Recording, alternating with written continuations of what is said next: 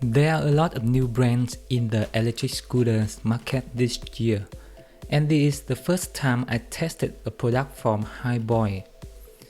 The manufacturer has a wide range of electric personal vehicles, including e-bikes, scooters, skateboards. In this review, we are checking out the Hiboy NEX3 electric scooters. Out of the box, the Hiboy NEX3 requires some assembly process because some parts come separated from the scooter's body.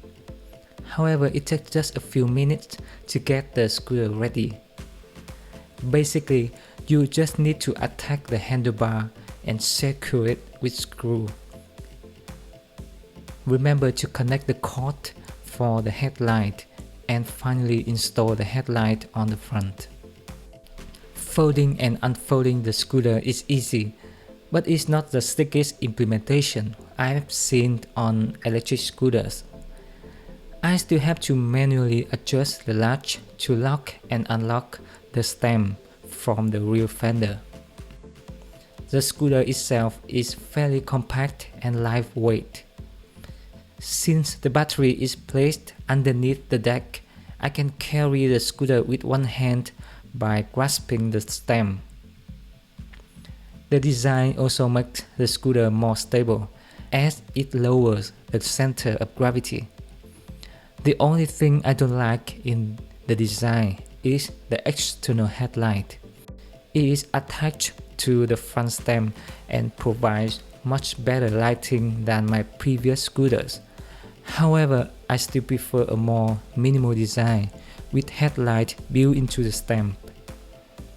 This headlight is vulnerable to damages when the scooter falls or when I hit something. Besides, my hand is quite close to it when carrying the scooter around. The NEX3 features a double braking system, including an electronic front brake and a rear disc brake. I need to use the left brake lever first to slow down and then use the right brake to stop completely.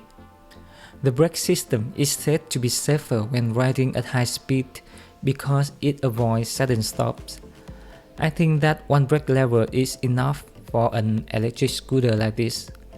Other scooters that I use often cut off electric automatically as soon as I release the throttle.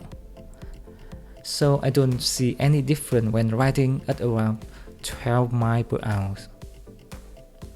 The scooter is powered by a 350 watt motor, which is quite powerful for most of us.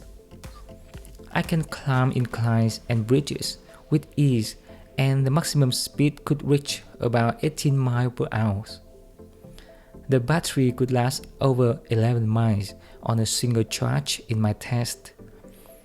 The battery life depends on a lot of factors, and it could be shortened if you are heavier or ride on steeper inclines. I expected a lot from the 8.5-inch solid tires, but its performance is a little disappointing. The scooters only runs well on very smooth paved roads.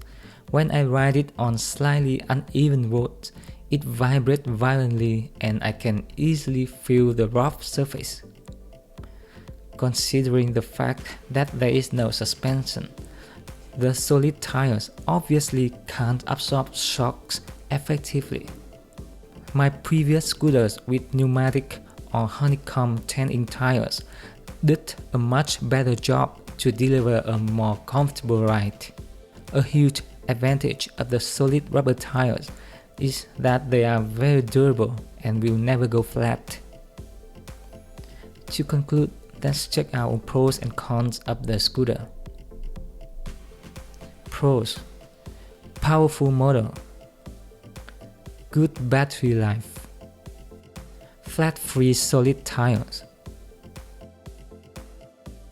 Cons: average shock absorption, expensive.